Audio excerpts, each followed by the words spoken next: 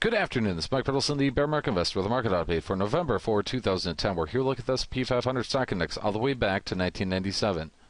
We're looking at this in semi-log scaling. You'll look at it in two different ways. You can look at it in semi-log or arithmetic.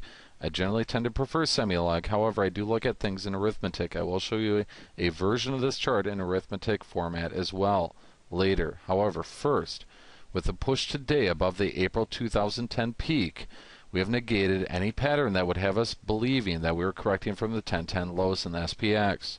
So I was wrong. I did believe, based on everything known, that we were correcting from the 1010, 1040 lows, and that the larger bear market was ready to resume. We are continuing the upward push from March 2009. The market has made this clear. You cannot argue with reality. The chart here shows us why we're presumed in a bear market until proven otherwise. I had one comment yesterday from a technical analyst in my prior video that was pretty rude. He was suggesting we were in a bull market and we're heading in the 1300s. Regarding the 1300s, perhaps. Regarding us being in a bull market, I'm sorry. The charts and the market disagree with you, sir, at least for now. A push into the 1300s does not constitute a bull market in the context that I've referred to it. Let's take a look at the long-term chart here. If we establish a slope from the correction back here in 1997, and the lows in 2002, and the low in 2009, we can apply the same slope to the peak in 2000.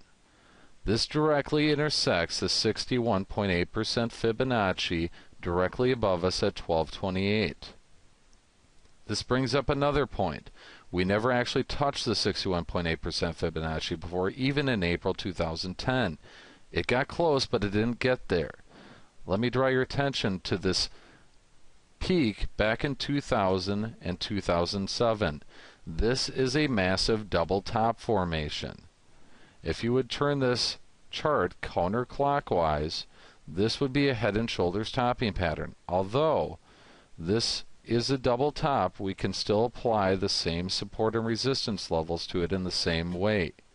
Likewise, in 2007, we had a small double top up here at the all-time peak in the S&P 500. This could be something that's going on right now. So I have drawn a line in the sand at 1228, 1229. If we convincingly push above that level without a sharp reversal taking place, then it is likely we are on to higher levels. Now, let me change it here to arithmetic scaling so that you can see this. Now, looking at this in arithmetic scaling, what we can see is no longer these two blue lines exact same slope.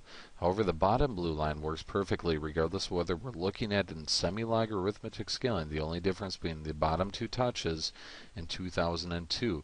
Now, if we were to apply this slope down here, up here, this is exactly what we get with this magenta line right here. Now, as you can see as well as I can that this acted as a barrier to the market moving higher in 2007 and 2008. It didn't necessarily mean that it didn't go any higher in 2007. We had to get that double top in play there, but we did actually push back below it, came back up to test it, and then moved down lower. Now, we could be in a very, very similar situation here with those cited areas of 1228, 1229, and semi-log scaling that I'm looking at, with the intersection of the 61.8% Fibonacci, or if we push above those levels without any convincing sign of reversal, we are looking at 1313, and then on to the 78.6% Fibonacci here, roughly 1380. Now, we could also push into this line right here, and that would act as a barrier to the market moving higher. All these are just barriers. Again, support and resistance. It doesn't mean the market can't move higher or lower. It just means that those are areas where you look for the market to pivot.